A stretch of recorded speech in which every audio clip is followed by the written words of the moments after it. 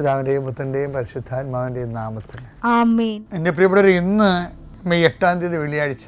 അമ്മേ പരിശുദ്ധ അമ്മേ, അമ്മേ പരിശുദ്ധ ദൈവമാതാവേ, കൃപാസനത്തിലൂടെ ഞങ്ങൾക്കും ഞങ്ങളുടെ ദേശത്തിനും അമ്മ മധ്യസ്ഥം തേടി തന്ന എല്ലാ അനുഗ്രഹങ്ങൾക്കും കൃപകൾക്കും ഞങ്ങളിപ്പോൾ ഹൃദയം നിറഞ്ഞ നന്ദി പറയുന്നു. അമ്മേ പരിശുദ്ധമ്മേ ദൈവമാതാവേ, 2004 ഡിസംബർ 7 ഉച്ചകഴിഞ്ഞ് 2:30 കൃപാസനത്തിൽ സംഭവിച്ച അമ്മയുടെ പ്രത്യക്ഷപ്പെടലിനെ തിരുസഭയ്ക്ക് സമർപ്പിച്ചിരിക്കുന്ന പഠനരേഖകളുടെ മേൽ സഭാത്മകമായ പഠനം ആരംഭിക്കുവാൻ ഞങ്ങൾ പ്രാർത്ഥിക്കുന്നു.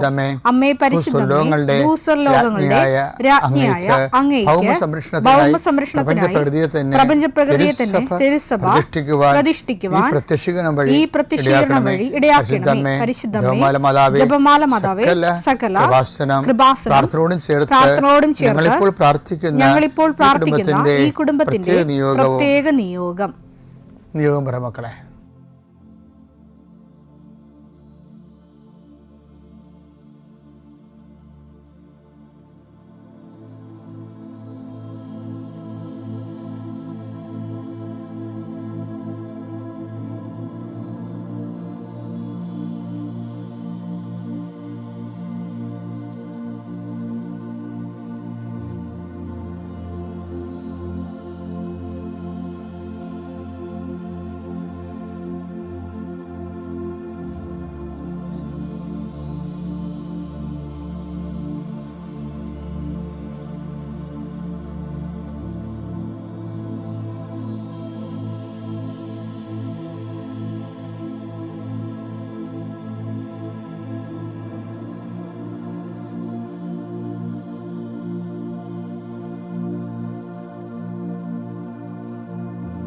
അമ്മയുടെ പ്രത്യക്ഷീകരണത്തിന്റെ ഈ അനുഗ്രഹവേളയിൽ ഞങ്ങൾക്ക് സാധിച്ചു തരുവാൻ കനിയണമേ. ആമേൻ. വിശ്വാസ പ്രമാണം.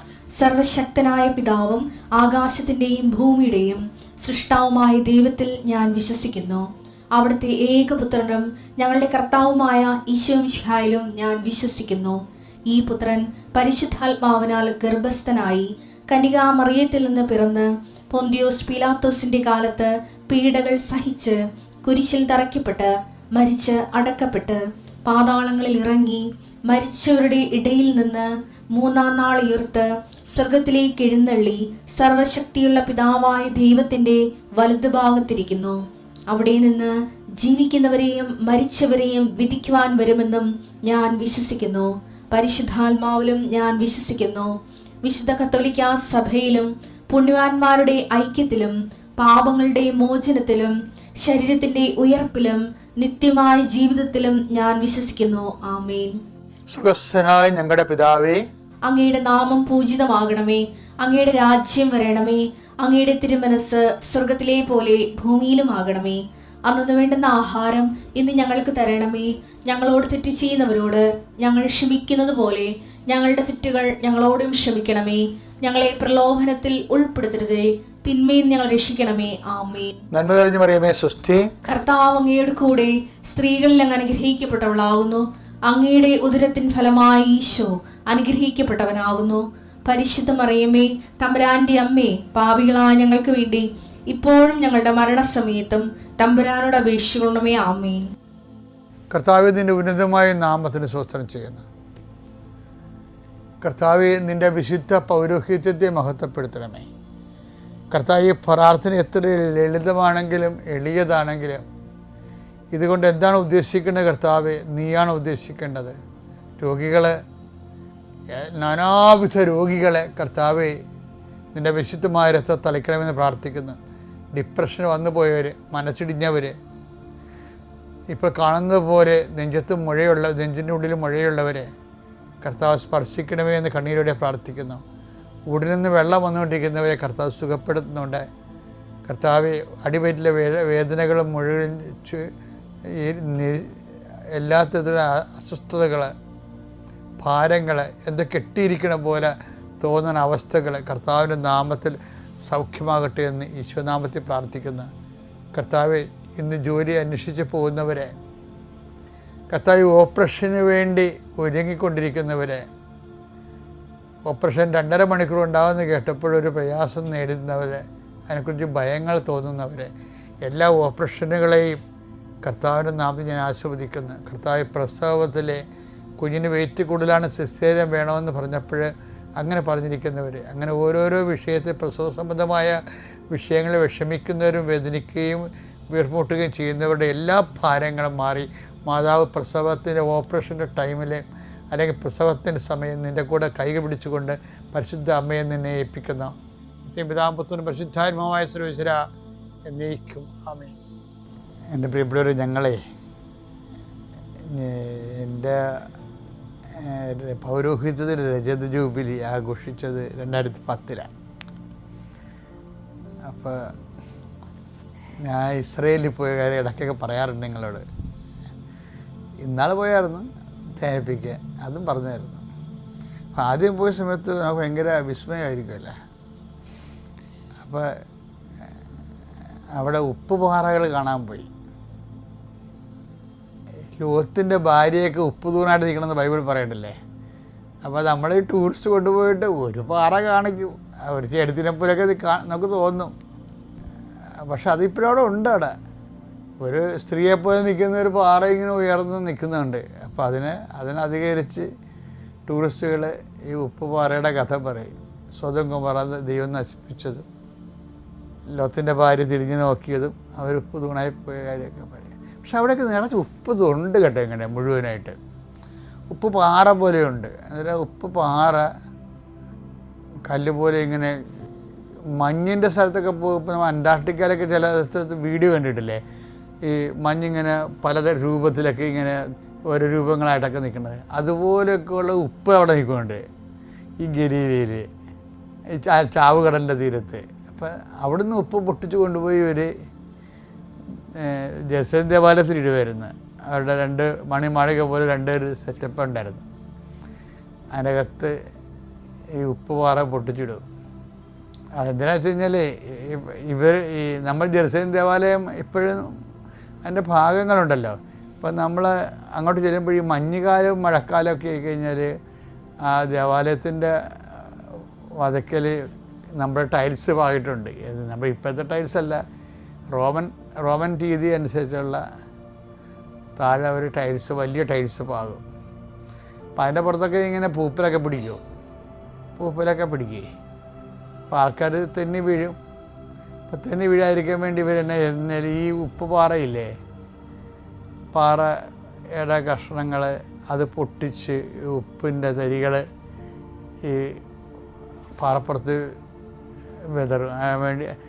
അതാണ് ഈശോയോടൊക്കെ പറയാറുണ്ടല്ലോ, നിങ്ങളിൽ ഉപ്പ് ഉണ്ടാകണം, ഉപ്പ് ഉണ്ടായാൽ മാത്രം പോലെ ഉപ്പിന് ഉറകെട്ട് പോകരുത്, ഉപ്പിന് ഉറകെട്ട് പോയാൽ അത് പുറത്തേക്ക് വലിച്ചെറിയപ്പെട്ട് മനുഷ്യരാൽ ചവിട്ടുമെന്നൊക്കെ ഈശോ അത് ഈ കോണ്ടസ്റ്റിൽ പറയാനാണ്. ലുക്ക 14:34 തിരുവചനങ്ങൾ. ഉപ്പ് നല്ലത് തന്നെ, എന്നാൽ ഉറകെട്ട് പോയാൽ അതിന് എങ്ങനെ ഉറകൂട്ടും?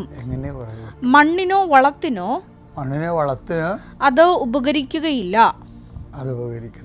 ആളുകൾ അത് പുറത്തെറിഞ്ഞു കളയുന്നു. അപ്പം പുറത്തേക്ക് എറിയപ്പെടാനല്ലാതെ ഒന്നിനും അത് ഉപകരിക്കത്തില്ലെന്നാണ് പറഞ്ഞത്. അതിന് ഉറകെട്ട് പോയാൽ. അപ്പോൾ ഉപ്പിൻ്റെ ഒരു ഇപ്പോൾ ഉപ്പിൻ്റെ അകത്ത് വളമുണ്ടല്ലോ. അപ്പം ഞാൻ കുറേ നാളിങ്ങനെ ഇരുന്ന് കഴിയുമ്പോൾ ഇതിൻ്റെ അതിൻ്റെ ഉപ്പത്തോ ഇല്ലേ, അതിൻ്റെ അകത്തുള്ള ആ ഒരു അതിൻ്റെ മെഡിസിൻ ക്വാളിറ്റി അല്ലെങ്കിൽ അതിൻ്റെ വളത്തിൻ്റെ മനൂർ ക്വാളിറ്റിയൊക്കെ അങ്ങ് നഷ്ടം. ക്വാളിറ്റി ഒരു പ്രധാനപ്പെട്ട വിഷയമാണ്. ഈ മനുഷ്യനെ ഉണ്ടല്ലോ, മനുഷ്യന് ക്വാളിറ്റി എന്ന് പറയണത് മറ്റുള്ളവരെ മനസ്സിലാക്കണമെന്ന് സഹായിക്കുന്നതുകൊണ്ട് ക്വാളിറ്റിയാണ്. മറ്റുള്ളവരെ സഹായിക്കുകയും അവരെ കാണുമ്പോൾ അവരുടെ വിഷയങ്ങൾ മനസ്സിലാക്കുകയും നമുക്ക് പറ്റുന്ന പോലെ അവരെ സഹായിക്കുകയില്ലേ, അതിനും ഈശോ ഉപ്പം തന്നെയാണ് പറയണത്. എന്നുവെച്ചാൽ ഉദാഹരണത്തിന് ഈ മത്തായി 5:13 നിങ്ങൾ ഭൂമിയുടെ ഉപ്പാണ്. ഉറകെട്ട് പോയാൽ ഉപ്പിന് എങ്ങനെ വീണ്ടും ഉറകൂട്ടും? പറ്റത്തില്ല. തന്നെ പറയണതിൻ്റെ അർത്ഥമേ എങ്ങനെ വീണ്ടും ഉറകെ കൂട്ടും. പുറത്തേക്ക് വലിച്ചെറിഞ്ഞ് മനുഷ്യരാൽ ചവിട്ടപ്പെടാനല്ലാതെ മറ്റൊന്നിനും അത് കൊള്ളുകയില്ല. മത്തായി 5:16. അപ്രകാരം മനുഷ്യർ നിങ്ങളുടെ സൽപ്രവർത്തികൾ കണ്ട് സ്വർഗസ്ഥനായ നിങ്ങളുടെ പിതാവിനെ മഹത്വപ്പെടുത്തേണ്ടതിന് നിങ്ങളുടെ വെളിച്ചം അവരുടെ മുൻപിൽ പ്രകാശിക്കട്ടെ. ഒരു വാക്ക് മനസ്സിലായി. അതായത് ഉടമ്പടിയുടെ ഏറ്റവും വലിയ കാതലെന്ന് പറഞ്ഞ ഇതാണ്. എന്താണ്? സൽപ്രവൃത്തികൾ അല്ലെങ്കിൽ കൃപാവര പ്രവൃത്തികളെന്ന് പറയും. കൃപാസന സൽപ്രവൃത്തികളെന്ന് പറയത്തില്ല. കാര്യം ബൈബിൾ തർജ്ജമ ചെയ്യുമ്പോൾ ബൈബിളിൻ്റെ ഫീലാണ് തർജ്ജമ ചെയ്യേണ്ടത്. ചില പാട്ടുകളൊക്കെ നമുക്ക് മനോഹരമായി തോന്നുന്നത് എന്താണ്? ഇപ്പം കളിവീട് ഉറങ്ങിയല്ലോ എന്നൊക്കെ പറഞ്ഞ് പാടത്തില്ലേ? കളിവീടുറങ്ങിയല്ലോ എന്ന് പറയുമ്പോൾ അത് ഫീല് ചെയ്യും ആൾക്കാർക്ക്. ആ സിറ്റുവേഷൻ ഫീലിംഗ് എന്ന് പറയുന്നത് ഒരു പ്രധാനപ്പെട്ട വിഷയമാണ്. ബൈബിളിൽ തർജ്ജമ ചെയ്യുമ്പോൾ സിറ്റുവേഷൻ ഫീലിംഗ് പോകരുത്. എന്താ കാര്യം വെച്ച് കഴിഞ്ഞാൽ ഇപ്പം കൃപാസനം സൽപ്രവൃത്തി എന്ന് പറയും. സൽപ്രവൃത്തി എനിക്ക് ഈ കർത്താവിന് മുമ്പ് സൽപ്രവൃത്തി ഉണ്ടായിരുന്നല്ലോ. ഇവിടെ സൽപ്രവൃത്തിക്ക് വില കുറവുണ്ട്. ആൾക്കാർക്ക് സൽപ്രവൃത്തി ഇല്ലാഞ്ഞിട്ട് കുറേ സൽപ്രവൃത്തി പഠിപ്പിക്കാനാണ് ഈശോ വന്നത്? അല്ല. കൃപാവര പ്രവൃത്തികൾ എന്ന് പറഞ്ഞാൽ എന്താണ്? ദൈവ മഹത്വത്തിൻ്റെ പ്രവൃത്തികളാണ്. അപ്രകാരം മനുഷ്യർ നിങ്ങളുടെ സൽപ്രവൃത്തികൾ കണ്ട് സ്വർഗസ്ഥനായ നിങ്ങളുടെ പിതാവിനെ മഹത്വപ്പെടുത്തേണ്ടതിന് നിങ്ങളുടെ വെളിച്ചം അവരുടെ മുൻപിൽ പ്രകാശിക്കട്ടെ. ഇതാണ് കൃപാസന സൽപ്രവൃത്തികൾ പറയത്തില്ലെന്ന് പറയണത്. എന്താ കാര്യം? പിതാവിനെ മഹത്വപ്പെടുത്തുന്ന പ്രവൃത്തി സൽപ്രവൃത്തിയല്ല. അത് പിതാവിനെ ഒരാളിനെ മഹത്വപ്പെടുത്തണമെങ്കിൽ യേശുക്രിസ്തുവിലൂടെ പറ്റത്തുള്ളൂ. കാര്യം പിതാവിൻ്റെ കൃപ നമ്മൾക്ക് ദൃശ്യമായതും സംലഭ്യമായതും യേശുക്രിസ്തുവിലൂടെയാണ്. ഇപ്പം നമ്മൾ ചെയ്യുന്ന പ്രവൃത്തികളെല്ലാം യേശുക്രിസ്തുവിലൂടെയാണെന്ന് പ്രവർത്തിക്കുന്നത്. അത് സൽപ്രവൃത്തിയല്ല. ക്രിസ്തുവിലൂടെ പ്രവർത്തിക്കുന്ന എല്ലാ പ്രവൃത്തികളും നമുക്ക് കൃപ തരുന്ന കൃപാവര പ്രവൃത്തികളാണ്.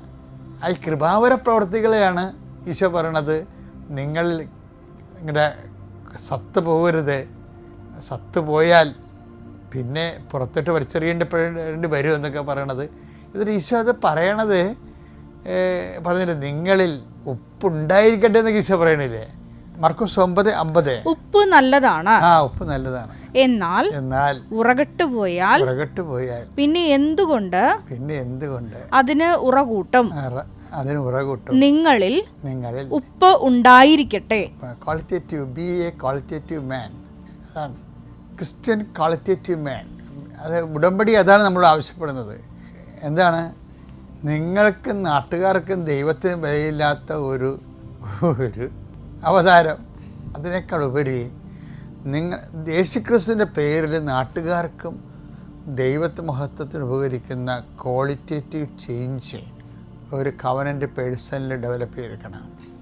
അപ്പോൾ എന്തിനാണ് ഉടമ്പടി എടുക്കണമെന്ന് ചോദിച്ചു കഴിഞ്ഞാൽ ഉടനെ പറഞ്ഞ് ജപ്റ്റിന് ഉടമ്പടി മാറാണെന്ന് ചാടിക്കറി പറയരുത്. എന്നാൽ ഗുണപരമായ ഒരു സുവിശേഷവും ഗുണപരമായ ഒരു വ്യത്യാസം എന്നിന് വരാനും ഗുണപരമായൊരു വളർച്ചയ്ക്ക് വേണ്ടിയാണ് ഞാൻ ഉടമ്പടി ജീവിതം കണ്ടിന്യൂ ചെയ്യണത്. Praise the Lord. പിതാവിൻ്റെയും പുത്രൻ്റെയും പരിശുദ്ധാത്മാവിൻ്റെയും നാമത്തിൽ.